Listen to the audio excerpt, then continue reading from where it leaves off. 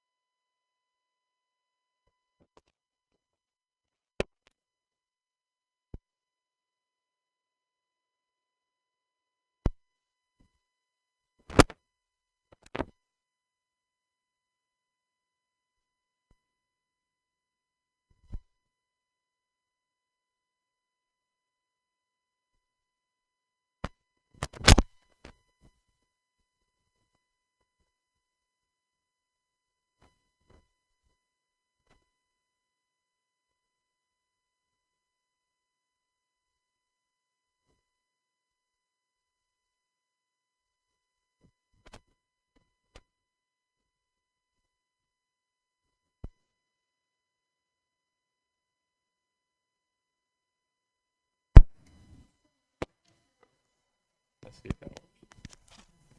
Testing, one, two, three. Yeah. Something wrong with the connector. The connector. We could probably just solder. Yeah, I have to open it up. Yeah. Is this yours? Or Yeah, it's mine. Yeah, I think It's probably candles. Yeah. I don't have that option. Do you have a clip?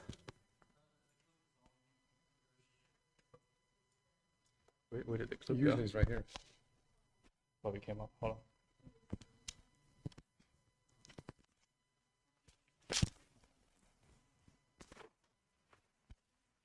Right there.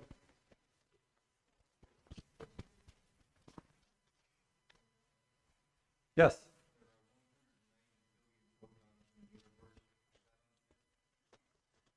I'm glad you know that. I thought there'd be a lot more than that. Where'd you find that number from? Yeah, I know. I remember you telling me that.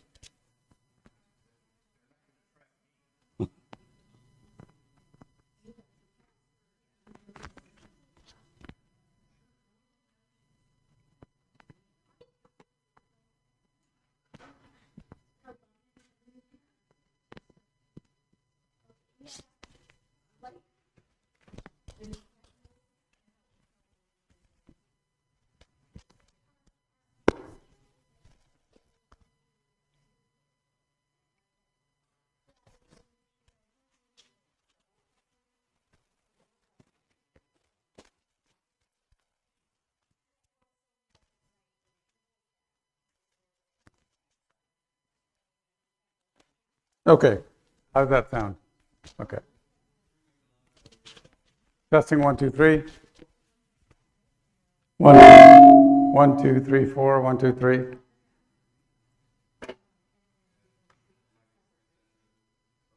Okay. Let's start. We're a bit late. Sorry again for being late. I'm actually surprised we got this many people since I sent the email out last night. We kind of knew, but we also want to get this, so we have it there's a bunch of people online too, I think. I don't know how many, but a few people said they can't make it, they have to work and all that stuff. So, okay, let's jump right in. Today's talk is, who is Agent X? Okay, so basically, the background of this talk is, it came up when I was working with a friend of mine who actually said to me that the reason he had stopped believing in God is because he thought all the arguments for God weren't as good as all the arguments against God. I said, well, that can't be true. So I said, I better start doing some research on this. And I kind of wrote this book for him. And and I met with him a few years later, and he kind of had changed his position on it. But I said, I wrote this book for you. He goes, oh, in that case, I better read it. So, but then while I was writing it, I realized I had to do it without using the Bible, because if I used the Bible, it wouldn't have any appeal to him. So why no Bible? Why is this important? Well, you can't use the Bible to prove the Bible. It's circular reasoning. Now, some people could argue, well, no, it's not circular reasoning, because the Bible is multiple books and they can each attest to each other. But when I'm talking to an atheist, they're not going to accept that argument. It's a very complicated argument. So atheists don't believe the Bible is true, so you can't start there. Imagine the Bhagavad Gita. Let's say that you were sitting down somewhere one day in your favorite burger, In-N-Out Burger, and a guy with a red saffron robe comes up and he says to you, eating meat is murder and you shouldn't eat it. And you go, why? And he says, because the Bhagavad Gita says that. Now, you're going to immediately say, well, of course, if the Bhagavad Gita says that, then of course it has to be true. No, you're going to say, well, that's stupid, because I don't believe the Bhagavad Gita is true. So in the same way, if you go to an atheist and you say that God exists and I'm going to use the Bible to prove it, well, it's not going to work for him. Now, there is something called presuppositional apologetics. And in presuppositional apologetics, they say, look, this is the stuff you already know, but you're denying it. It is true. What they're saying is true, but it's a much tougher argument. Whenever I ever tried to use presuppositional apologetics with my atheist friends, it's never worked, and it's a lot more work. So I like to go this way. Okay, so, and I always like to say we just don't know is not a valid alternate theory. Why? Because I'll go through this entire explanation, and then my atheist friend say, well, you made a compelling argument, but the real answer is that we don't know. We don't know what created the universe. And I say, well, that's not true at all, because imagine you're in a court, the prosecution says the murderer was identified as the defendant. Witnesses said the murderer had blue eyes, dark hair, and a scar across his face. The defendant had a motive and opportunity, and we found the still smoking gun in his car. Then the defense stands up and says, well, we can't conclude that, Your Honor. Maybe aliens did it. We just don't know. Right? The argument doesn't work. Why? Because I've given evidence. You have to refute the existing data and show why it's not valid or is insufficient evidence, not complain we don't know. And too many of my atheist friends are always going to say, well, we just don't know. And so I want to forestall that excuse by giving this up front. Next, the case has to be taken in entirety. Any single point may not be sufficient, because I'll be explaining something and then my friend might say, well, this point is kind of weak. I'm like, but that's not the only point in the case. For instance, any single point may not be sufficient and may have alternative explanations. Example, somebody threw the gun in his car, other people have blue eyes, the victim had other enemies. But when you add them all up, blue eyes, car, motive, opportunity, gun, then the entire case has explanatory power, and any jury in the world would find a reasonable evidence to convict. And I think this is a very important case to make when you're making this argument to atheists, because they will try to get every way they can to squeeze out of it. And I've seen this happen over and over again. Okay, so this talk will be a bit technical. You'll hear a few concepts that may dazzle your mind, but if you get lost, sync up again with me at each step's conclusion. So you got to promise me that if it gets too complicated, you'll go, okay, maybe this part is complicated, but what I gleaned from it is going to be important. And I know that, so in other words, you might glean the conclusion, but just know that the evidence is there, even though you weren't able to follow the evidence, because you can always go back to it. Okay. So let me ask you this. If the Bible is true, what is the greatest miracle ever? Creation of the universe, right? Why? Because if the creation of the universe, the creation story in Genesis 1, why? Because if this is true, then every other miracle in the Bible is plausible and possible and probable. And this is also a very important point when you're talking to an atheist. Why? Because the atheist will say, oh, I'm supposed to believe that somebody can rise from the dead. I'm like, well, rising from the dead is an easy miracle if you can create an entire universe and life, right? It's a measly miracle. Feeding 5,000, that's a simple miracle, right? That's nothing compared to creating an entire universe, right? So if you can create a universe, everything else is plausible. So don't waste your time on, oh yeah, well, Jesus really rose from the dead. Well, we'll come to that. Jesus did rise from the dead, but let's get this point first, because this is a much stronger point. Okay. The next question is, can the supernatural happen? And is there a supernatural? Well, if you don't believe the supernatural can happen, you can never believe any of the Bible's claims, especially not the resurrection. But after this series, you will not be able to say there is no supernatural and be scientifically correct. Because it's my intention to actually prove to you that there is a supernatural, and it's my intention to use science to prove it. Okay. So here's what we're going to cover today. One, we're going to cover where the universe comes from, and two, what can we derive about the cause of the universe from science. So Logic 101 says, by the way, if somebody ever, and this is another thing that is, if you ever get in an argument with anybody, you should always start the argument by saying this. Let's set the ground rules. There are only two ways to refute an argument. You have to prove either the facts are wrong or incomplete, or the logic is wrong. There is no other way to, you can't say, well, you're a Nazi or you're a racist. That does not disprove the argument, because even a Nazi or a racist can still come up with a valid argument, right? If they say 1 + 1 = 2, it's still true. Doesn't matter what they are, right? You got to disprove the argument. So you may not like the person who's making the argument, you may not like the argument, but the only way you can refute it is this way. Okay. The last thing I say before we jump right into this is we don't need 100% proof. Why? Because in no cases in court do we ever have 100% proof. What we have is the most reasonable answer. So what I'm going to present is the most reasonable answer, which we consider a provable case. Okay, so let's start first with the universe. So this is the Earth. The Earth is in the solar system. The solar system is in the Milky Way galaxy. The Milky Way galaxy is in the local group. The local group is in the local supercluster, and the local supercluster is in the universe. In this discussion, and the reason I say this up front is because in this discussion we're going to talk about other universes, right? And when I talk about other universes, I don't want you to think it's other galaxies or other local groups. I'm talking about other universes. Nowadays, it's actually easy because they just came out with a movie called, what's it called? Doctor Strange in the Multiverse of Madness, or the Madness of the Multiverse, or something like that, right? So everybody's talking about multiverses. So we're talking about these multiverses. We're talking about other universes, right? Well, they're not part of our universe. They came into being separately, independently. They don't intersect, interact, or interfere with our universe, despite what the movies might say, right? They're out there somewhere. Okay. So in this presentation, we're going to cover 4 points. And as I go through the points, I'm going to come to a conclusion for each point, and this is the main things that you need to follow. So the first point I'm going to tell you is the universe is not eternal. Let me explain why.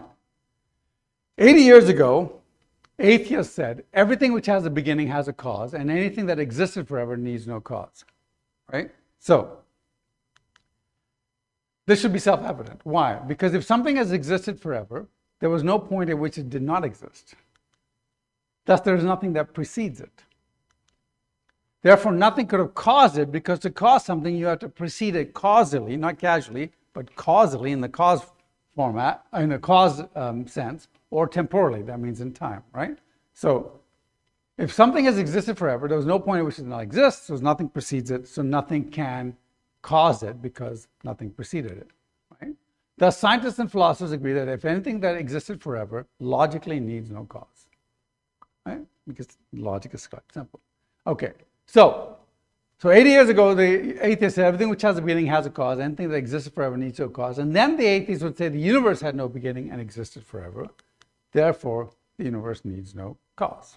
That's how they said. Now, at the same time, 80 years ago, theists, that's believers in God, said anything which has a beginning has a cause, anything that existed forever needs no cause, which is identical to what the atheists said. But when they came to the second point, we didn't say the universe had no beginning. What did we say?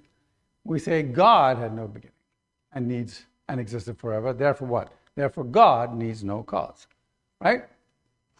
And this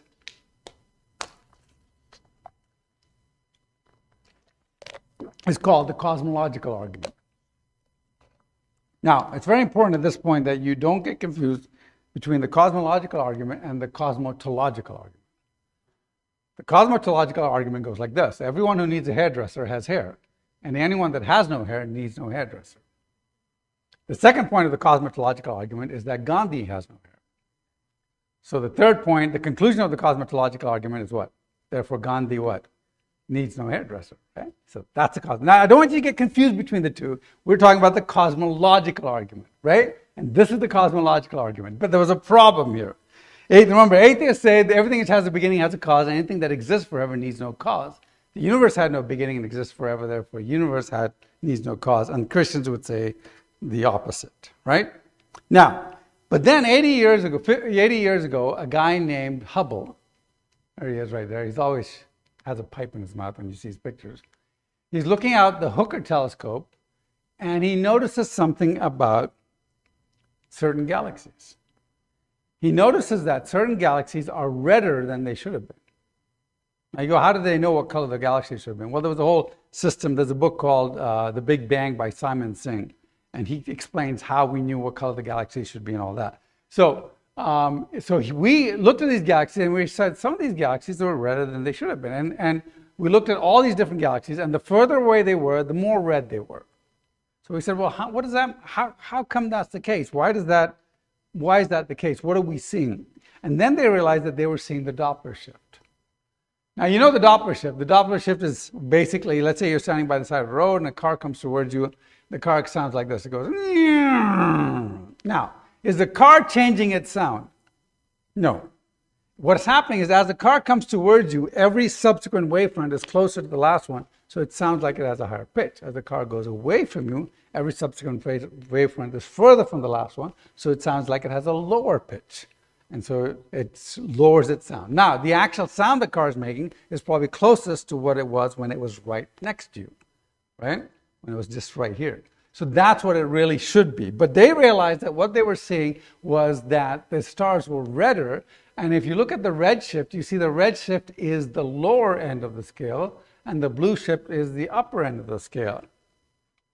So that means that these galaxies were moving away from us. But not moving away at the speed of sound, but moving away from us at close to the speed of light. What does that mean? That means everything is moving away from us close to the speed of light.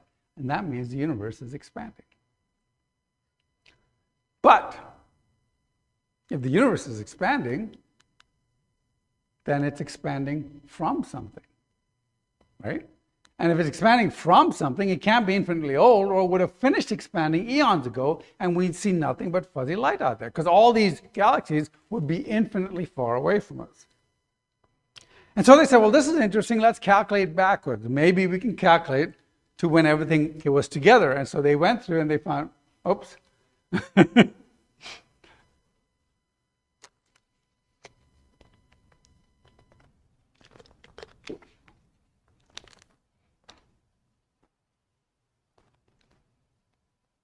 That's somebody's iPhone?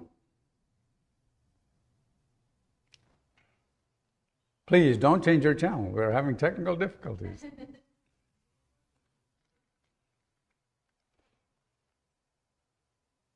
Who's James?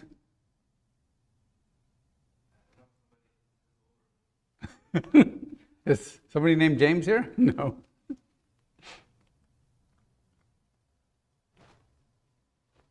You want to turn it? Yeah.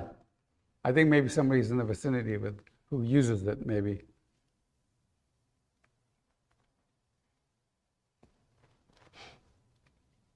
Okay.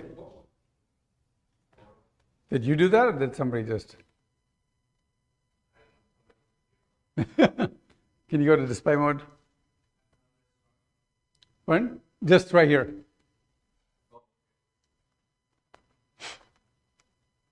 Yeah. Okay. So they started working backwards, and they said, look, if we can calculate backwards, we can figure out where this all came from. So calculations show that, so they calculate backwards, and the calculations show that the universe, light, matter, and everything suddenly came into being with a big bang about 13.7 billion years ago. Before the Big Bang, we have something called the singularity. The singularity is a point at which matter and time start to exist. Now, I didn't get any audio on that, so I'm just curious if the audio is still working. You want to check if the audio is still working? Okay.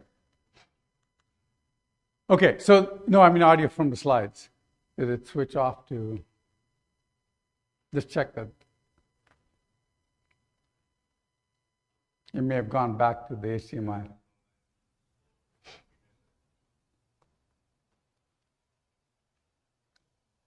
Over to the left, yeah. Headphones, yeah.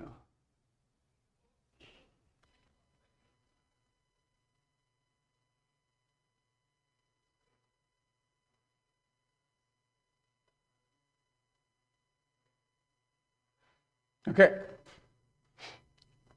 So what they found out, let's go back here, yeah. So what they found out that at the beginning of the universe, we calculate that there really is nothing like space and time. There's only a single thing called space-time. Why? Because to have matter, you need to have time. To have time, you need to have energy. To have energy, you need matter. So you can't have one without the other. All of these are tied together. They're intrinsically part of the same. And they all came into being at the same time. Nothing preceded something else. Okay, so Houston, we have a problem. Why? Because everything which has a beginning has a cause. Anything that exists forever needs no cause. The universe had no beginning. Whoops. That line changes. Now what? The universe had a beginning and does not exist forever. Therefore, the universe needs what? Needs a cause. So, the question is, as the sign says, please pay your parking fee before existing. So the question is, can something do something before it exists? Can a universe create itself? Right? So, now, this, of course, causes a great problem, because where did the universe come from is the real question. So atheists say, no problem. So now what? So what? We say that we grant you the universe had a beginning, but what gave rise to the universe had no beginning. Right? You see what they're saying? They're like, okay, we don't like the fact that the universe had no beginning, so we're just going to push the problem back one. The hyperspace, or some unknown subatomic quantum agent that existed forever without a cause, created the singularity. So they're just going to push the problem back. This existed forever some agent is some unknown object.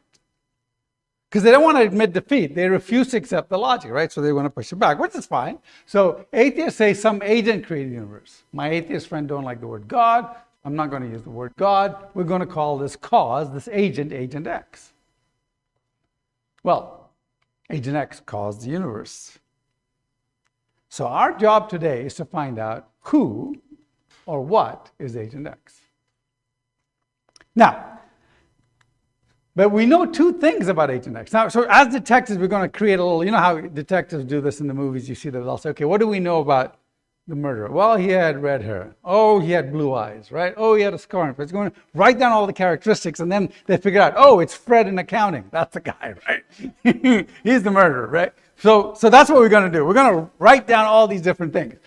Agent X characters. One, Agent X is powerful enough to create a universe, right? Something caused the universe. Two, Agent X exists forever without a cause. Now you might say, well, what about the atheists? They say, well, something caused that, which caused that. I say, well, that's fine. We're going to go back to the very beginning. Whatever existed without a cause is the cause that we're interested in. We're not interested in those intermediate causes. We want the very beginning, first cause. Okay, so those are two things we know. So let's do a little infinity primer here, adding with infinity. Infinity plus, actually, why am I adding with infinity? I should be subtracting with infinity. Let me check. Yeah, that's an extra slide. We're going to subtract with infinity. So subtracting with infinity. Okay, infinity minus 1 is equal to infinity. Infinity minus 1 billion is equal to infinity. Okay, now you notice I have not put infinity minus infinity because that's undefined. We don't know what infinity is because both infinity is like a weird term. Okay, so, but we don't know these. Okay, how about dividing with infinity? So infinity divided by 1 is equal to infinity. Infinity divided by 1 billion is equal to infinity. Again, we can't, infinity divided by infinity is undefined. Now, why do I bring this up? Because here's the issue. The atheists claim that there is no evidence that God did this. Agent X, they say, could be something mindless like a quantum fluctuation, right? So basically, there's something out there that's making the universe, that made the universe. Okay, so let's look at this. We have two options. If it's a mindless fluctuation, the fluctuation is only going to make one universe, then stop, or the fluctuation is going to make universes on a regular basis. These are the only two options. Why? Because it can't do anything else because it doesn't have a mind. So either it's going to make one, or a small amount of them, or it's going to make a lot of them constantly, right? These are the only two options that we have. It can't say, well, I'm going to do this and then I'm going to do that. It just doesn't have that ability because it doesn't have a mind, right? Okay, it's what we call mechanistic.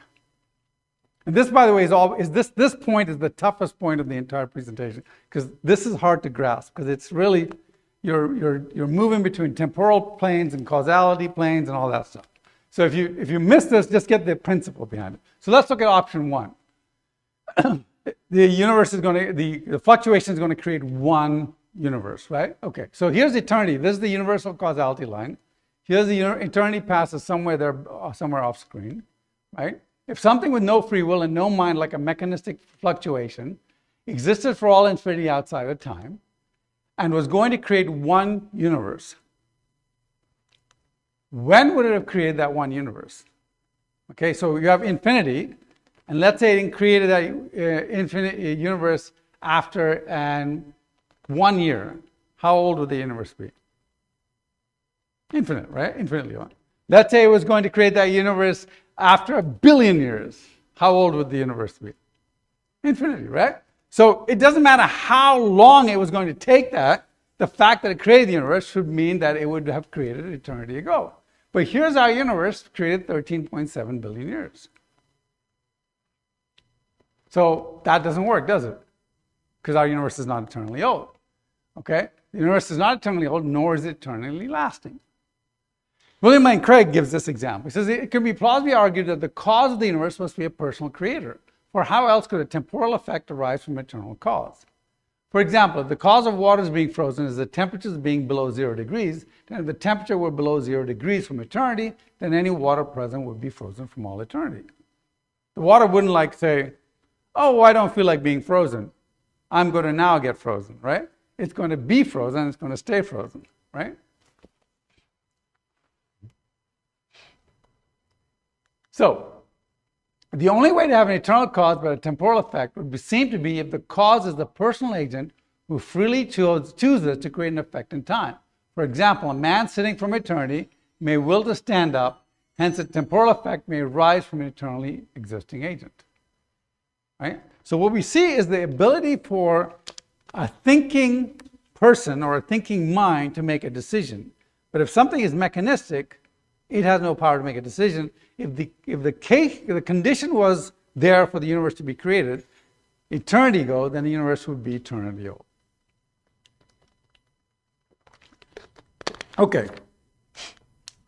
Let's look at the next question. People say, well, what about collapsing, expanding universe? Let's say the eternally old universe collapsed, created, collapsed, created, collapsed, created, expanded. Then you'd only have one universe and it would be eternally old, but it would look like it wasn't eternally old. Well, the problem is, if our universe kept collapsing, expanding, after each cycle, residual energy will be left over. We would be able to measure it, but we don't see any of that measurement of that energy, so scientific evidence is against this. Now, some of you are saying, well, Neil, what about loop quantum cosmology? Fine, I'll get to it next, okay? So, let's look at this. Second option is the fluctuation is going to make universes on a regular basis, okay?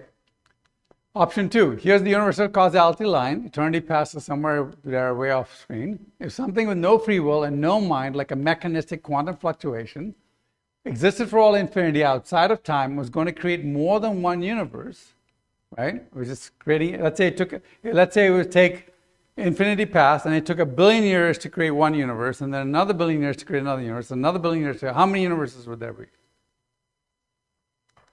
Infinite universes, right?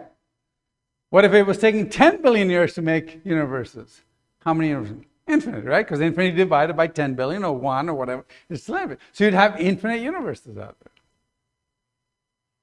Okay, so that means what are these infinite universes? It covers loop quantum cosmology. It covers atemporal causality. That means each of the infinite universes are created at the same non-time 13.5 billion years ago. Because it doesn't have mind, it's going to create all these things, right? It covers Bud fractal, spontaneously generated, randomly generated, quantum sequential universes, covers diminishingly small universes, right? Covers universes, it covers all these possibilities. You would still have infinite universes of some sort of some kind. But are there multiple infinite universes called the multiverse? Now, of course, Marvell thinks there is a multiverse, right? And maybe there is, right? Here's the problem, though. We're not talking about a multiverse. We're talking about an infiniverse. right? Multiverses, maybe there might be other multiverses. But for this to work, it has to be infinite other universes. Okay? But there's no evidence for this. You can't see them, you can't touch them, you can't taste them, you can't smell them, you can't hear them, you can't calculate or measure any of the effects of these universes. Somebody came up and says, well, maybe we could be able to calculate them later on. So fine, so far we can, okay? Maybe you're having some faith that you'll be able to calculate them down the line. But right now we can't. And even if we can calculate, you have to prove that there are infinite universes. Now here's the problem. But isn't this the complaint the atheists had about God? Right? You can't see him, you can't touch him, you can't calculate him, you can't sense him, right? We believe we can sense it, but this is the same evidence they have. So here's the question. Why is it Southern Saints and Standards? If it's not good for Christians, why is it good for atheists? I mean, I call this blind faith. And as you know, our motto is no blind faith. So we can see that infinite universes, there's no evidence of. But here's the reason why I think infinite universes make no sense. Because there are some consequences of infinite universes that make it absolutely ridiculous. Right? And we were looking for the most reasonable answer. Here's the problem with infinite universes. If they're infinite universes, there's almost infinite yous out there watching the same presentation with me, and there will be almost infinite yous over and over and over again. In fact, there's a universe where you're the one giving the presentation, and I'm the one sitting in the chair. Because every single possible combination has happened. Right? And there are people, there's you everywhere in every single universe. Now, here's why I don't think you believe in the infinite universe, I tell my atheist friends. There's a universe where whenever you toss a coin, it always comes up heads, even if you do it 1 billion times in a row. There's a universe where you're the one giving me the presentation, but here's the real question. Let's say we're playing poker. Suddenly you realize I got 10 royal flushes in a row. When you jump up and shout you're cheating, I say not at all. We're just in that one universe where I always happen to get a royal flush. Would you buy that? Would you think it's reasonable? No, you'd say, no, that's because the possibilities are impossible. Yeah, but it would be factual. It would be an almost certainty that it would happen in one universe. If you don't buy that, then why do you think that this is reasonable? Now, in the latest Marvel movie, we see all these multiverses, and they're all interacting and all that stuff. And that's fun to look at. But even that shows you that every single possible combination is there and is different. One thing the movie doesn't show is it doesn't show universes where things happen where, because there's the Doctor Strange as the character in the Marvel multiverse movie, and he is in every universe. But that's not true at all. Because if there are infinite universes, there'll be infinite other universes where he doesn't exist at all. Because life never evolved, life never existed, right? And more than that, this says that even if there are infinite universes, this is Boord, Guth, and Vilenkin wrote this paper, and none of them are theists, they're all atheists. And they said, this thing shows that inflationary spacetimes are not past complete. They said even if there are infinite universes, they all had to come from a finite past. So it doesn't help say that the universe is infinite, the old. So that means this second option is not true at all. So that means the first cause must be non-mechanistic. The first cause, that agent X must have a free will. Okay, now, and this is the problem with atheists. They reanalyze things in their own little box, right? And they ask you questions. So here's the reality. Mechanistic things like gravity, physics, and chemistry do the same thing over and over again. They can't suddenly decide to do something different. But what if there was an intelligent agent on the other end? Things now are different. So here's an example. Neil deGrasse Tyson is an atheistic scientist who often passively aggressively mocks Christianity. In this video, he explains why you can trust something mechanistic like the laws of science to do the same things over and over again. He releases a heavy ball and chain and knows that it won't swing back far enough to hit him, so he doesn't flinch when it swings back. Right? But what if there was somebody intelligent on the other side? You'd get this. Things are different if there's a non-mechanistic and free will agent on the other side. So why didn't I flinch? Because the laws of science differ fundamentally from those. Yes, it was edited. That is not what really happened. But the point is, yeah, I know, it's kind of funny. Let's watch it again. So why didn't I flinch? Because the laws of science differ fundamentally from those. So if there is a non-mechanistic agent on the other side, things change because they're like, oh, well, how can anybody rise from the dead? Well, if there's a non-mechanistic agent controlling the universe, people can rise from the dead, right? If there's a non-mechanistic agent, he can create things, right? So all these things are different if there's a non-mechanistic agent. So what's the third thing we know about Agent X? He's what? He's a non-mechanistic agent. Okay. I should cover this briefly because people ask me, well, does the Big Bang contradict Genesis? Well, it turns out no. Look at, here are 3 atheistic scientists, and listen to what they say. Arno Penzias, the best data we have concerning the Big Bang, exactly what I would have predicted had I had nothing to go on but the 5 books of Moses, the Psalms, and the Bible as a whole. Robert Wilson, certainly there was something that set it all off. I can't think of a better theory of the origin of the universe to match Genesis. And then George Smoot, there's no doubt that a parallel exists between the Big Bang as an event and the Christian notion of creation from nothing. So some notes. 1, the Big Bang is not a good name. The Big Control Explosion would be more accurate, and I'll show you that in a minute. 2nd, remember the Big Bang is not equal to evolution. The Bible describes something identical to the Big Bang. The Bible does not say evolution happened. They're 2 separate issues. Right? Evolution is a theory in crisis today, though there's some pushback. The Big Bang is not. It's pretty well understood. Okay? So remember, when you're witnessing to atheists, that time dilation could explain 13.7 billion years. For instance, here's the reality. If you are moving at the speed of light, your time is different from the time of somebody sitting in the center of the universe. So the question is, whose reference are we using when we say the Earth is 6 years old? 6 days. God created the universe in 6 days, right? So basically, if you look at the time dilation and you say that the observer was moving almost at the speed of light, then in 6 days, their reference would be 13 billion years, 13.0 billion years, right? Now, am I saying that's what happened? I don't know, but I'm just saying you can't reject it, because once you throw time dilation in there, then things change. Now, there are other people who say, well, you can't have the time dilation and have a bunch of reasons. My point is saying that you just can't reject these things automatically. Okay, so remember when you're witnessing time dilation to explain the 13 billion years, so eons versus days could also explain it. So don't get hung up on the 6 days versus 6 eons. That's an in-family argument. That Christians argue about themselves, 7 days, 7 eons, or 6 days, 6 eons. That's a family argument. But keep the atheists out of it. So don't get stuck with trying to disprove evolution. It's way too much work, right? I used to argue about evolution all the time, and then every time they found something new, I'd have to go study it and then figure out why it didn't help them, and it almost never does. It certainly never does. But it was like, why argue about it? If I can prove God exists using the universe, that's good enough. then evolution is something minor, right? The next thing is don't start trying to prove the Bible is accurate. That saves it for next. Because if they don't believe in God, why do they care about the Bible?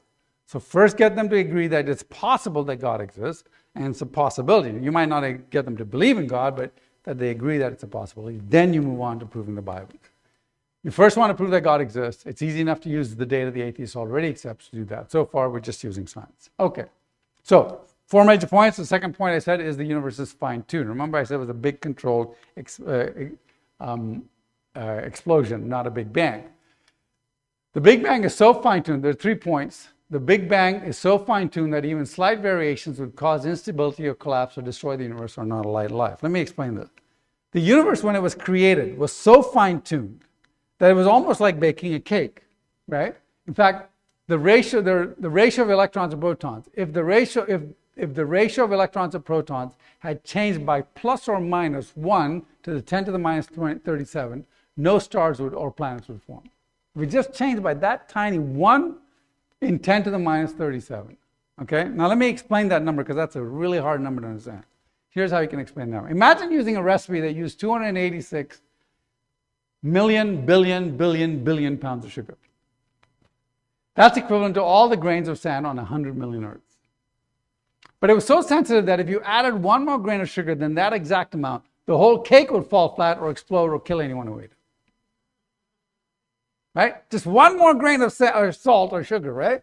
And the whole thing would just, one less or one more would just destroy it. You had to get it perfectly fine. Now, that's the way the universe was formed when it comes to protons and electrons, right? 1 grain of sand in 100 million Earths. But now if you look at the next one, which is the ratio of electromagnetic force to gravity, if it was 1 less, the stars would burn up too fast. If it was 1 more than 10 to the minus 40, then there would be no heavy elements. And this is the same as 1 grain of sand in 100 billion Earths. And the next one is the expansion rate of the universe. This is 1 grain of sand in 10 trillion Earths. And the mass of the universe, it was 1 grain of sand in 100,000 trillion Earths. That's how fine-tuned the universe was. Okay? So what's the fourth thing we know about Agent X? Agent X is what? Is knowledgeable enough to create a fine-tuned universe. Okay, let's move on to the next point. The next point is that the universe seems to be designed for discovery. Earth seems to be in a very special location that seems to allow scientific discovery. Let me explain. The equations that define the universe reduce to simple, humanly comprehensible equations. There's no natural requirement for this. Why should the equations of the universe be something that are simple and comprehensible? You're like, what do you mean? I said, well, E is equal to mc squared. Well, in addition, it allows us to know we're getting closer to the right answer. For instance, a lot of times when people are when scientists are calculating things, if they come up with this long, convoluted, crazy equation, they're like, well, something's wrong here. Because they're used to answers that are elegant. Now, E is equal to mc squared really is something closer to this, right? And you get Maxwell's equations. Maxwell's equations, if you look at this, if you know anything about the mathematics of it, it's a matrix. It's a 4-way matrix. It's a very elegant 4-way matrix. And so they knew that the universe always seems to tend to something elegant. Okay. The next thing is, why is it that way? Why would it be that way? If it was all random and created accidentally, why would it have this matrix? Why would it be symmetric? So the next thing is we have a transparent atmosphere on the Earth. Many planets have no atmosphere or have an opaque atmosphere like Saturn or Jupiter, right? There's no requirement for life to have a transparent atmosphere, but there is a requirement for life to have a radiation protective atmosphere. So why go the extra mile and have a transparent and protective atmosphere? Because this allows early scientists and amateurs to actually see way out there and study cosmology. I go, why is that important? Well, quite simply because of this.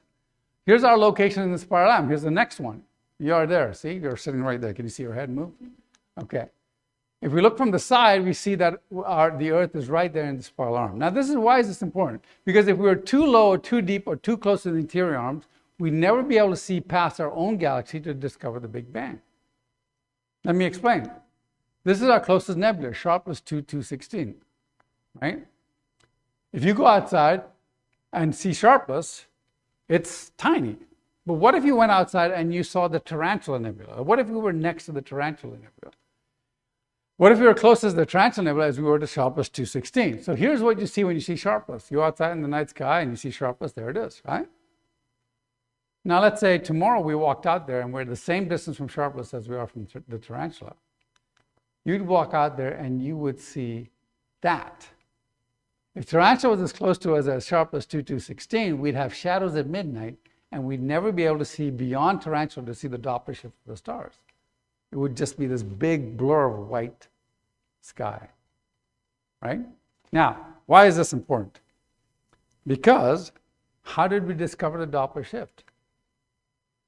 Because we could see the galaxies. We would never have been able to see the galaxies if we had a non-transparent atmosphere or we had Tarantula next to us. Okay, next thing. Who is the city of Patenkirk from Switzerland? Right? There's a guy from Switzerland who said, hey, I have an idea as a patent clerk. He says, I have an idea. I think that gravity will bend light. And he wrote a whole theory about it. And people said, you're crazy. Why would gravity bend light? Well, can you prove it? He says, yeah, I can prove it if I have a very heavy object. If I have a light that's behind the heavy object, the light will curve around here. And if you're sitting here, it will look like the light is there. That's how I'm going to prove it. They said, well, how are you going to do that? He says, well, I need something big to curve the light. Like a house or a mountain? No. I need like the sun. Like, okay, well, you've got a problem, Mr. Patent Clerk. Yeah, because if there's a star over here and you look at it, the light will curve around the star and it'll look like the star is over here, right?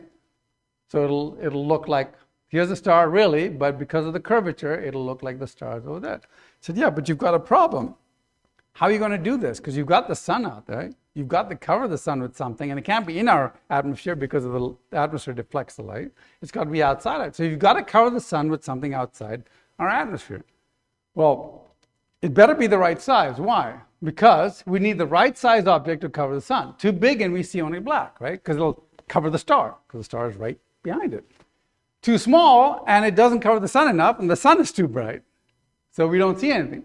Too far away and our calculations are imprecise, right? It'll just kind of work, it won't work well. So it turns out we have something that's exactly the right size to cover the sun. It's called the moon. You see, you need a moon that's just about the right ratios, right? Guess what? The moon's about 400 times smaller and 400 times closer than the sun. It's exactly the same size as the sun in the sky. Have you ever wondered why, oh look, the moon and the sun look about the same? Or when the moon is on the horizon, it looks about as big as the sun on the horizon. Look at a sunset, and you look at a new moon, the same size. Why? Because they're about 400 times closer and 400 times smaller. Now, here's the thing. Who was this guy? When this was proven to be true, the patent clerk, became famous overnight. You know what his name was? Albert Einstein. Right? And he was an unknown. In the middle of the First World War, a British scientist went down to South Africa, and measured, because there was an eclipse of the sun, and measured it and proved it. And within 2 days, Albert Einstein's face was on every newspaper around the world. And he was famous. And from that, we got the theory of relativity. From that, we got the Doppler shift and all that. And from that, we got the Big Bang theory. Now, we have never found another planet in any of the other solar systems that we've ever seen that has this relationship from its moon to its sun. Only ours. It's just lucky. It just fit in, right?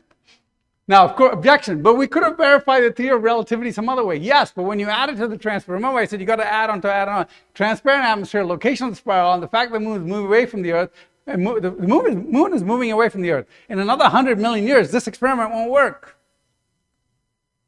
It'll be too small to cover the sun, right?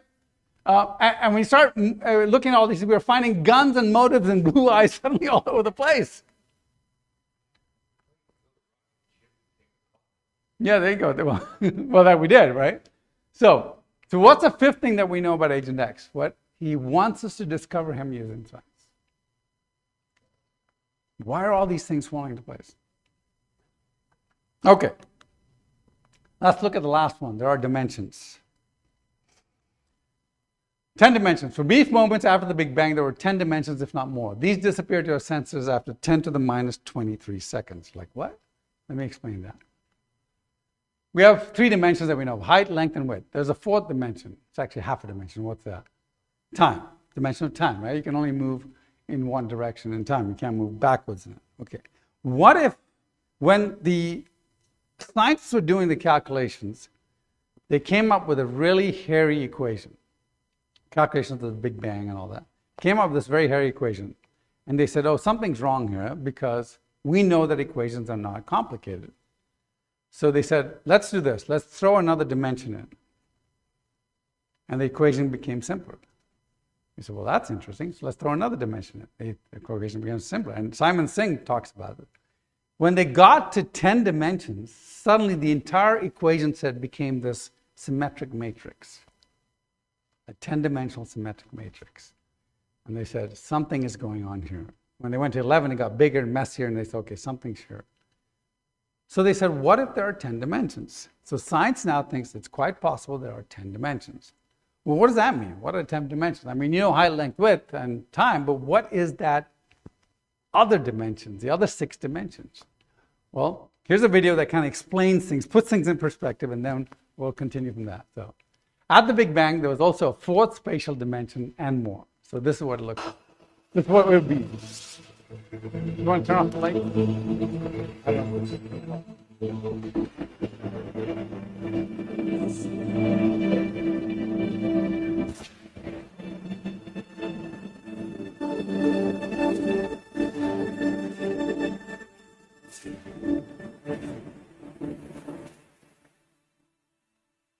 Welcome to Flatland, a world of only two dimensions. Only forwards and backwards, left and right. In this world, there is no up and no down. Said to Ray, "Where's Dottie?" He said, "Well, she's out in line." Huh? What the bleep is that thing? Huh? In this world, the two-dimensional beings that live here have no concept of three-dimensional objects. These two-dimensional flatlanders have no understanding of cubes, spheres, tetrahedrons, or yours truly. From their 2D perspective, my 3D finger looks something like this. What the?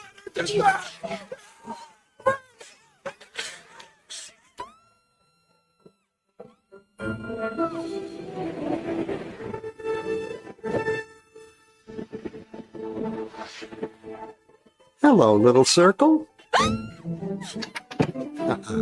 Fear of the unknown, or should I say, not yet known. It's a puzzle. If we see only what we know, how does anyone ever see anything new? The unknown. How do we ever get out of our box?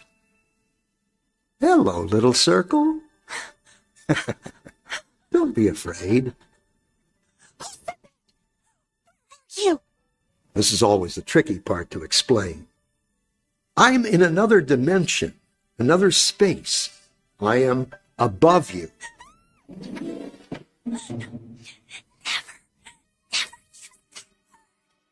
What word? Above? Well, what do you think it means? I don't know. I don't want to know. You can be severely punished if you use that word. Are you a ghost? I hope not. I just have a different perspective than you do. I can see things in a way you can't yet.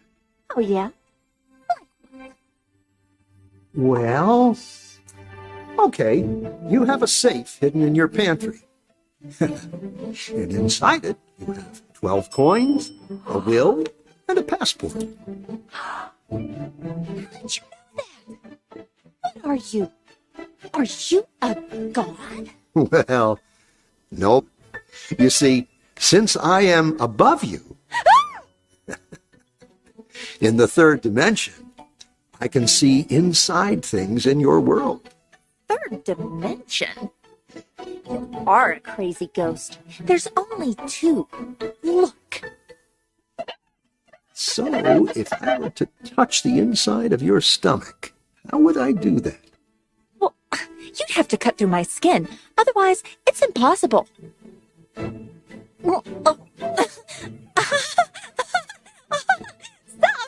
Stop! Ready for more? More what? Dimensions. Oh. Directions. No. Yes, but there aren't any. More? What will happen to me? What will I become? You'd have to become it to know. Okay. Excellent.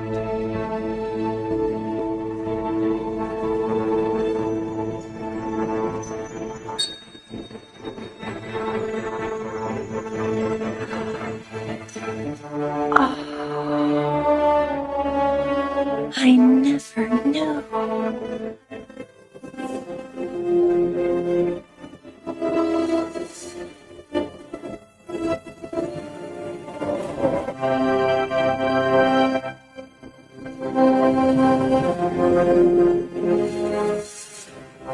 Isn't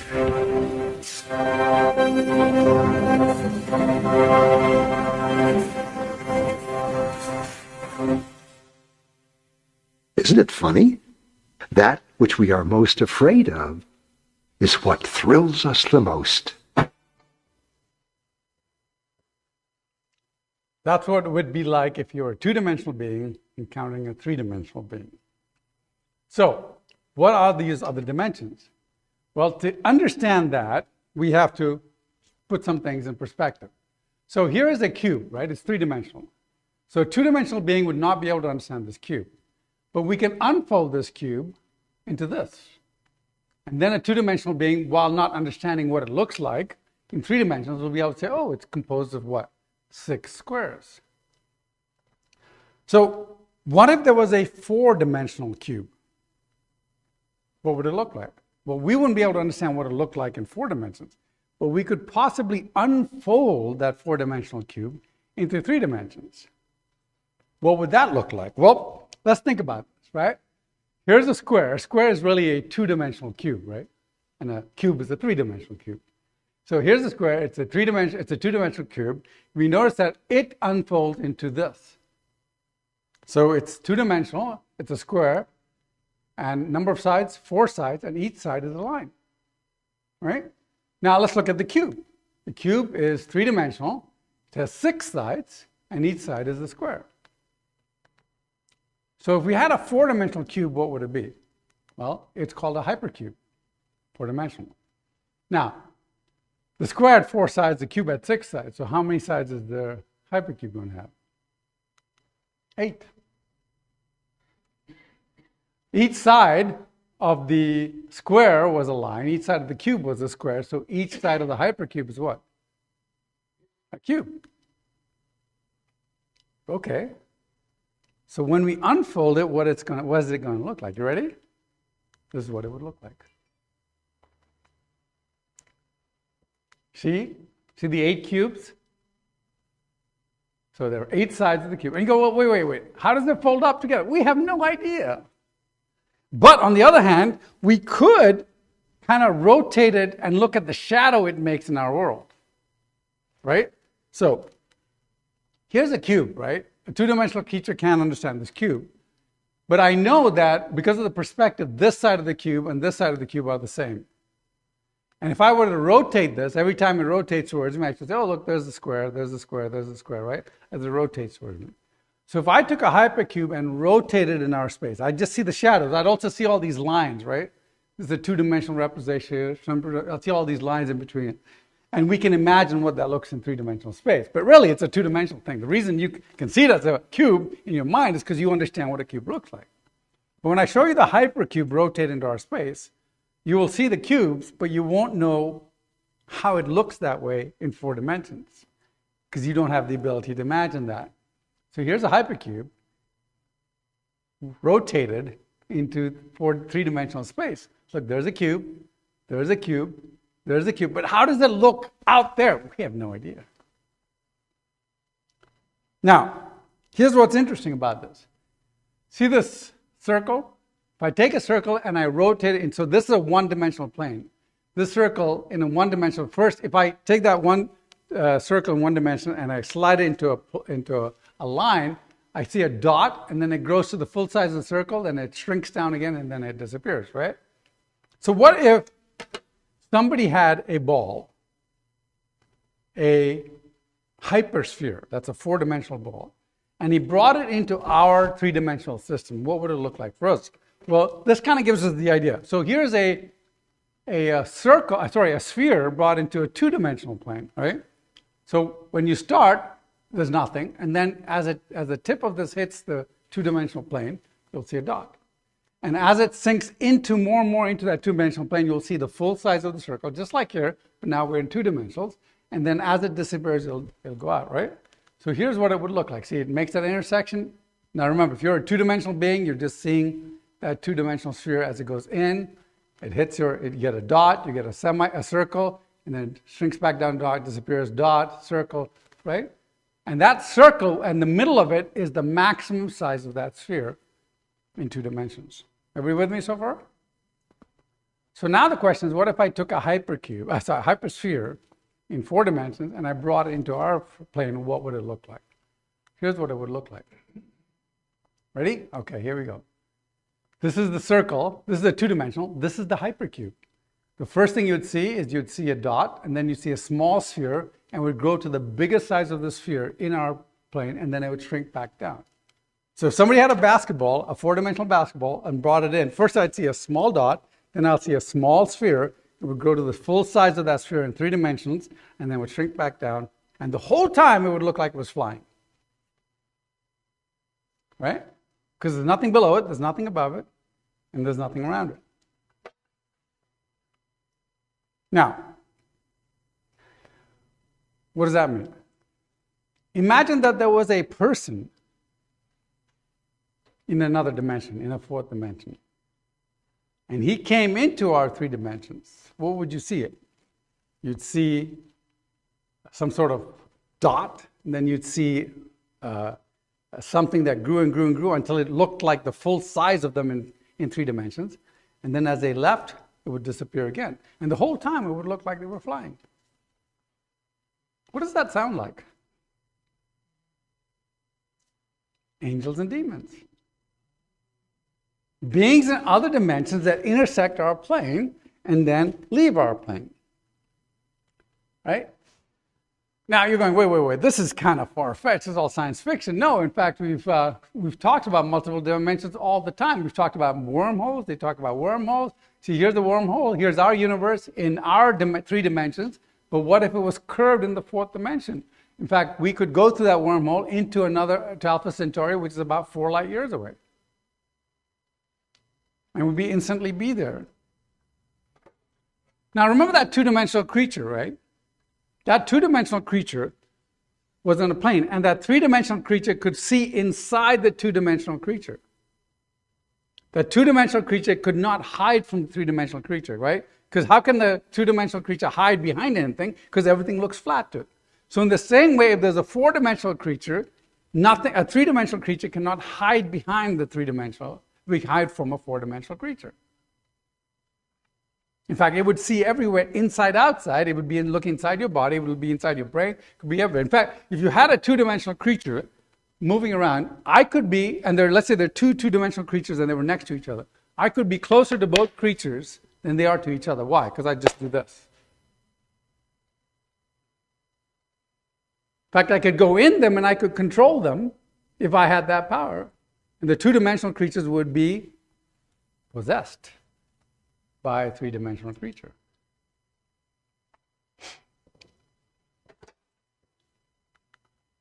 What does it mean? What's a wall to a 2-dimensional being? A line. If a 2-dimensional being wants to jump over a wall, it can't, right? So what's a room to a 2-dimensional being? A square, right? So let's say I was a 3-dimensional being and you were a 2-dimensional being, and I did this, and you said, oh, look, there's something there. Let's build a wall around it, and you build this wall around it, and then you make a little door and you lock the door. Is that room going to hold me? No, I'm just going to step over it. How did Jesus get into the upper room after he rose from the dead? He stepped over it.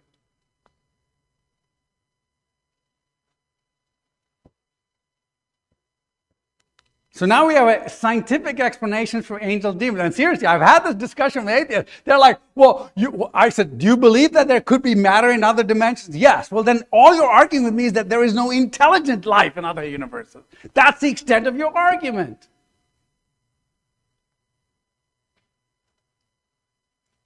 Don't tell me it's not possible. Again, I refuse to accept it. Okay. Where is heaven and hell? Heaven's not up, hell's not down. They're what? Other dimensions. Right? Or maybe other universes, right? And then finally, you don't have a soul. And some of you have heard me say this before. I'm like, what do you mean you don't have a soul? Wait, no, you don't have a soul. None of you have a soul. You're like, wait. Doesn't Christianity say we have a soul? No, Christianity doesn't say you have a soul. Here's what Christianity says. Christianity says you are a soul. What you have is a body.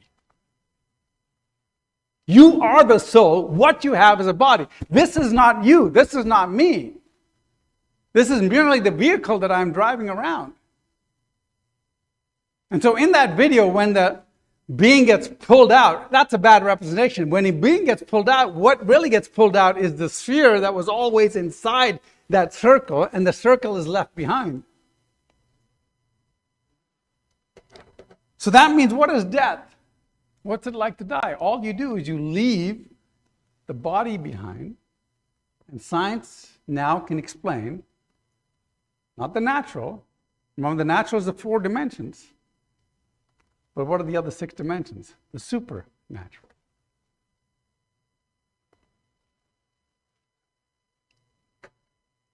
You want to see this in the Bible? Here it is in the Bible. 2 Kings 6. Then the king of Aram sent horses and chariots and a strong force there. They went by night and surrounded the city. When the servant of the man of God got up and went out early the next morning, an army with horses and chariots had surrounded the city. "Oh no, my lord, what shall we do?" the servant asked. "Don't be afraid," the prophet answered. "Those who are with us are more than those who are with them." And Elisha prayed, "Open his eyes, Lord, so that he may see." Then the Lord opened the servant's eyes, and he looked and he saw the hills full of horses and chariots of fire around Elisha. God had enabled the servant to see the 4th and 5th and 6th and whatever dimensions.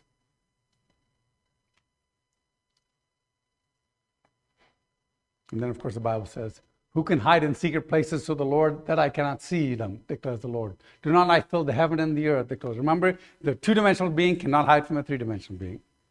A 4-dimensional being cannot hide from a 5-dimensional being. A 10-dimensional being cannot hide from a extra-dimensional being. God did this so they would seek him and perhaps reach out to him and find him, though he is not far from any one of us.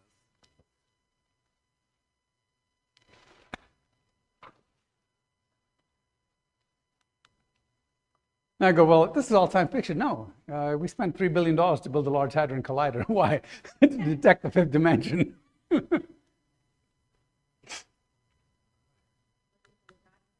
Pardon? Looking for the God part of it. By the way, this I had to throw this in. I didn't like Salvador Dali at all until I started doing research for this, and I was looking at multi-universes, multi-dimensions, and I fell upon this. Do you recognize the cross? It's the unfolded hypercube. Look at the date. If you read Salvador Dali's explanation of this, his explanation is Christ died for all men in all dimensions.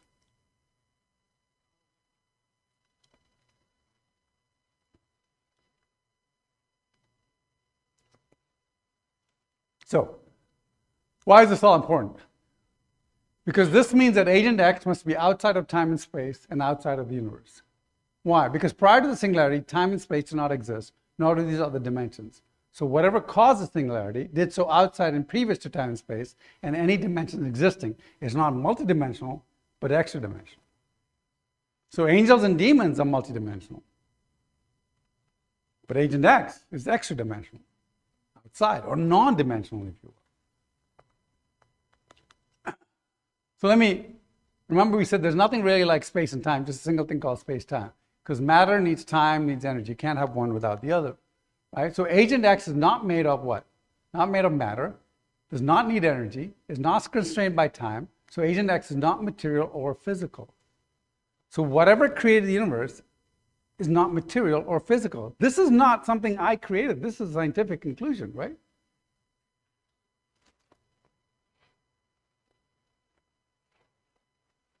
So, what can we say? So what's the 6th thing that we have here? I think we have some clash, folks. So, what is the 6th thing we can say? Number 6 is Agent X is not constrained by time or space because Agent X causes time and space, right? Okay, so from these 4 points, right, we ended up with these 6 conclusions. on Agent X characteristics. So we've written down all the things of the suspected spy or murderer or whatever. So what can we conclude? Well, let's look at this. Not powerful enough to create the universe. What do we call that? Omnipotence, right? Not constrained by time and space, caused time and space. We call that omnipresent, right? Knowledgeable enough to create the fine-tuned universe. We call it what? Omniscient, right? Wants to discover him using science. That we call that personal. Exists forever without cause. We call that eternal, uncreated. Non-mechanistic agent, we say, has free will and a mind. Now, so if I add all of that, eternal, uncreated, has free will, omniscient, omnipotent, omnipotent, omnipresent, personal. When you look at all that, you say, is this some random quantum fluctuation? Is this a photon? Is this a mindless thing? Any way you look at that, I don't know about you, but personally, this is what I personally define as God.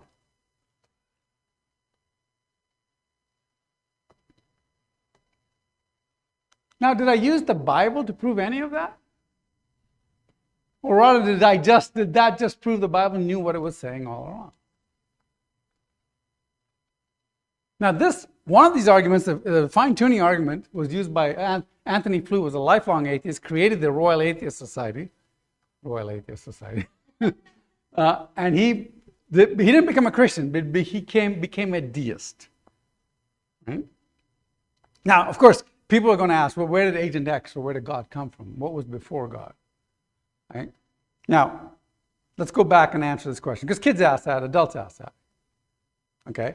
So, atheists, remember, everything which has a beginning has a cause, and anything that has existed forever needs no cause, right? So God needs no cause. So Agent X, prior to the singularity, time and space do not exist. So these are the two facts that we should look at when we ask that question. So Agent X / God created space, created time. God is outside of space, God is outside of time. So when you ask the question, what was before God, the reality is that's a stupid question. Why? And we are constrained by using our words. But there was no before God created time. The word before has no meaning if there is no time. Right? Where did God come from? Again, a stupid question, because there was no from before God created space. You can't come from anywhere. One of the games we play is we ask kids, can God do anything? And everybody says yes. And they say, no, God can't do anything. He can't die. He can't stop being God. He can't lie. He can't, And then I say, he can't make 1 + 1 = 3. Why? Because mathematics is part of his very nature. But then I say, God can't go anywhere. Where do you go when you're everywhere? Nowhere, right? So God can't go anywhere because he's always everywhere. How do you remember this? We have a couple of books back there. I only have 2 of them. And then I have some, I don't have any, hopefully you have cash or whatever, or check, whatever. And then we have a couple of books, my other books there too, so if you're interested. But this goes through all of it. We also did a kids version of it, just as the beginning. You can find it on Amazon. I didn't have any of those here. But in the Agent X book, it has all the stuff, and it answers over 40 objections from atheists. Right? So I work with atheists all the time, right?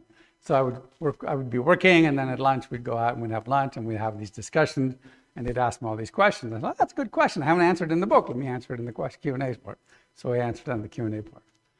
So let me wrap this up with, if God is outside of time, right? Now, some philosophers think God constrained himself in time when he created, and it seems to make sense, right? So they say, well, God created time, he had to constrain himself, otherwise things are kind of weird, right? So, but if God is outside of time, he can listen to all 6 billion of our prayers, now 7 billion of our prayers at the same time, right? For instance, he can attend to each one of us individually. C.S. Lewis says, suppose I'm writing a novel, I write, Mary laid down her work. Next moment came a knock at the door. For Mary has to live in the imaginary time of the story. There is no interval between the putting down the work and hearing the knock. But I, who am Mary's maker, do not live in that imaginary time at all. Between writing the first half of that sentence and the second, I might sit down for 3 hours and think steadily about Mary. I could think about Mary as though she was the only character in the book, and for as long as I please, and the hours I spend in doing so would not appear in Mary's time, the time inside the story at all. Because some people say, well, how can God list all our prayers? Because he's not constrained by time. So when you pray, he's listening to only you. And then if God is outside of time and space, asking that you find God in creation is like Hamlet running about on stage, expecting to find Shakespeare somewhere in the props. The only way Hamlet could find Shakespeare is if Shakespeare had written himself into the play. Yet, through the Old Testament, through Christ, and by creating the world for discovery and science, God has done exactly that. Thank you very much. Any questions? Yes. Oh, hang on for the mic.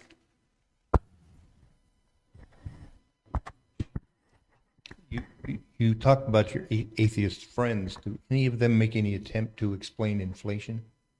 Do you mean cosmic? Yeah. Cosmic inflation or No, government inflation? The Big Bang inflation. No, because we don't know. Well, the answer is dark matter, right? That's what they say, but we don't know. Your dark matter. No, they can't. Yeah, but I mean, and it might be a good answer, which is fine, but it's a theory that's spinning in and out a bit. So there are some people who disagree with it, some people don't. Yeah, but again, the question for them is not the inflation. The question for them is where did it all come from, right? Well, they can't explain that No, either. that's the big one. So with inflation, they can say, "Oh, we'll answer that soon," right? Any other questions?